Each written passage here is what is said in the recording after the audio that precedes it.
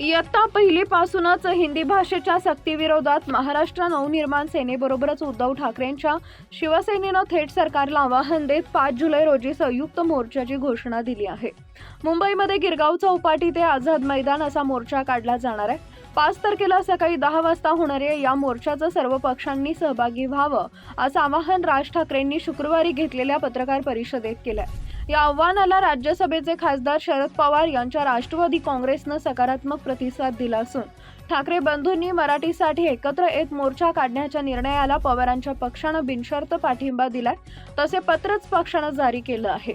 शरद पवारांच्या पक्षाचे प्रदेशाध्यक्ष जयंत पाटील यांनी शुक्रवारी सायंकाळी आपल्या सोशल मीडिया अकाउंटवरून 5 जुलैच्या मोर्चाला पक्षाचं समर्थन असल्याचं पत्र शेअर करत ही माहिती दिली आहे. राज्य सरकार महाराष्ट्रात जी हिंदी सक्ती लागू इच्छित आहे त्या विरोधात दिनांक 5 जुलै 2025 रोजी मुंबईतील गिरगाव चौपाटीवरून मोर्चा आयोजित करण्यात आला आहे.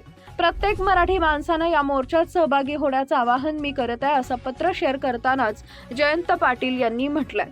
कुणाचाही विविध भाषा शिकण्याला किंबहुना हिंदी भाषेलाही विरोध नाही, पण इयत्ता पहिलीपासूनच प्राथमिक शिक्षण हे मातृभाषेतून व्हावं असा आग्रह आहे, जो योग्य आहे. आणि राष्ट्रवादी काँग्रेसचे पक्ष शरदचंद्र पवार पक्ष म्हणून आमचीही हीच भूमिका आहे. शैक्षणिक धोरणाच्या त्रिभाषा सूत्राआडून मातृभाषेला डावलण्यासाठी प्रयत्न होत असतील तर मराठी माणूस एकदिलानं त्याचा विरोध करणार.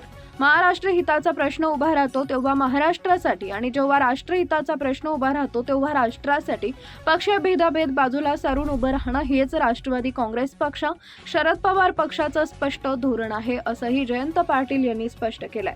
दरम्यान दुसरीकडे शरद पवारांच्या पदाधिकाऱ्यांनी राज आणि उद्धव यांच्यासोबत पक्षाचे प्रमुख नेते शरद पवारांचा फोटो असलेला बॅनर झळकवत 5 जुलैच्या मोर्चात सहभागी होण्याचं आवाहन केलंय.